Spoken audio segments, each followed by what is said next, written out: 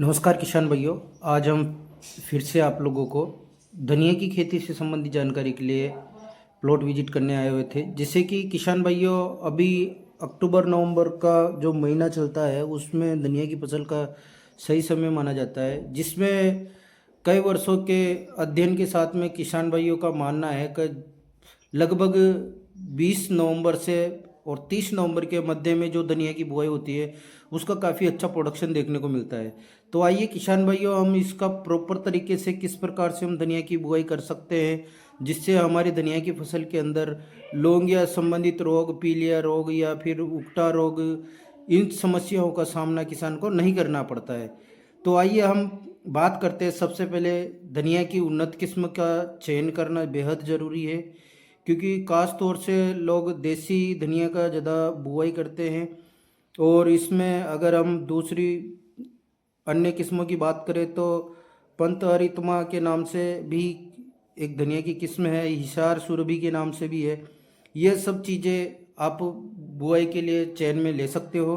Then इसके बाद में बात करते हैं, जो धनिया का बीज हमने लिया है उसको ट्रीटेड करना बेहद ज़रूरी है, क्योंकि इससे कहीं ना कहीं हमारे आगे लौंगिया बीमारी का काफ़ी नियंत्रण हमें देखने को मिलेगा। तो इस चीज़ के लिए हम क्या कर सकते हैं, जैसे जेलोरा का प्रयोग ले सकते हैं, या एवरगोल जो बायर का आता है उसका भी प्रयोग हम बीज उपचार में ले सकते हैं। इनके गत वर्ष लास्ट अच्छे परिणाम देखने को मिले किसान भाइयों को।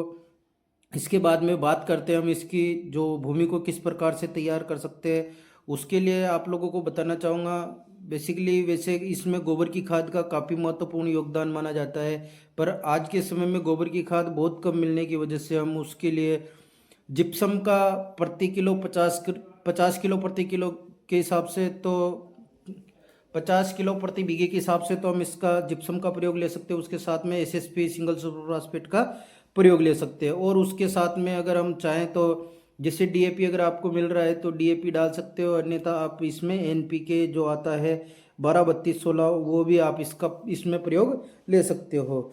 इसके साथ साथ मैं आपको बताना चाहूँगा किसान भाइयों, जो सल्फर आता है 90% बेंटोनेट जो सल्फर आता है उसका प्रयोग आप 4 से 5 किलो प्रति बीघे के हिसाब से कर सकते हो। इस प्रकार हम हमारी ज़मीन में इस चीज़ों का छिट्टा मार के और इसके अच्छे से प्रसार कर देते हैं।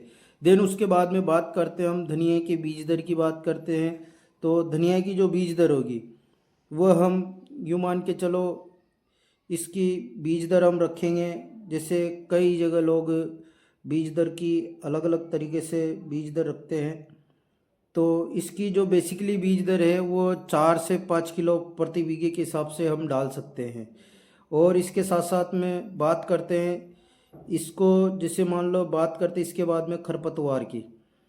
खरपतवार का नियंत्रण हम सबसे बेस्ट तरीका निराई गुड़ाई करने के बाद है ही हम कर सकते हैं। अगर आप लोग जैसे मान लो जो एट्राजिन पाउडर का भी प्रयोग लेते हैं तो उसका प्रयोग हम यूरिया के माध्यम से फर्स्ट सिंचाई में कर सकते हैं। जैसे फर्स्ट सिंचाई की बात करें तो फर्स्ट सिंचाई हम उसके अंदर 25 से 35 दिन के अंदर कर सकते हैं। तो इस प्रकार हम किसान भाइयों बीज उपचार के साथ साथ में इसका इस प्रकार खरपतवार प्रबंधन भी कर सकते हैं। और इसके अंदर हम पोटास का जो प्रयोग करेंगे वो प्रसार में ही करेंगे।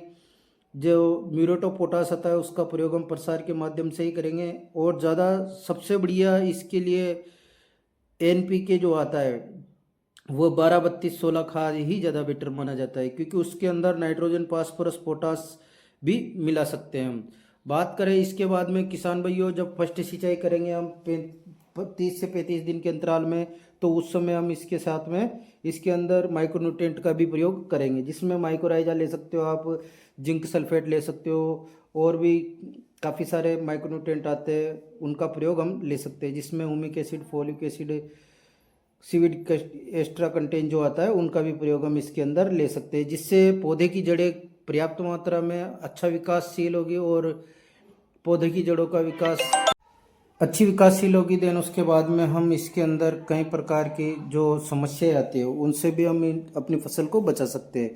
इसके साथ साथ में बात करते हैं हम किसान भाइयों का इसके अंदर, जैसे मान लो बात करते हैं फोलियर स्प्रे की, तो फोलियर स्प्रे के हिसाब से हम आप लोगों को आगे हर समय आप लोगों को एडवाइस करते रहेंगे।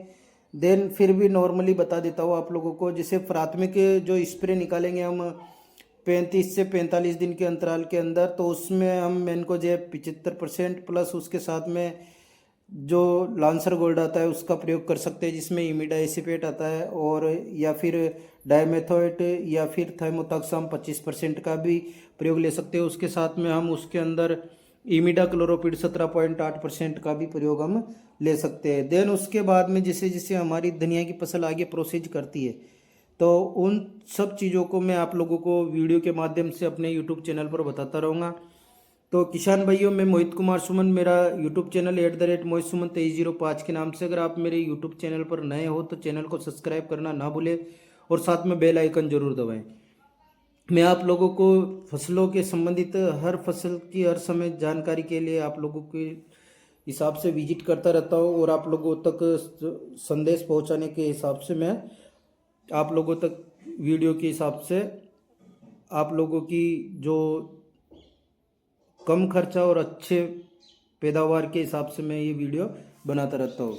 तो धन्यवाद किसान भाइयों, बने रहिए मेरे यूट्यूब चैनल पर। और आप लोगों के लिए अगर जैसे मान लो आप मेरे मोबाइल नंबर है 9784527713, आप मुझे कभी भी कॉल करके पूछ सकते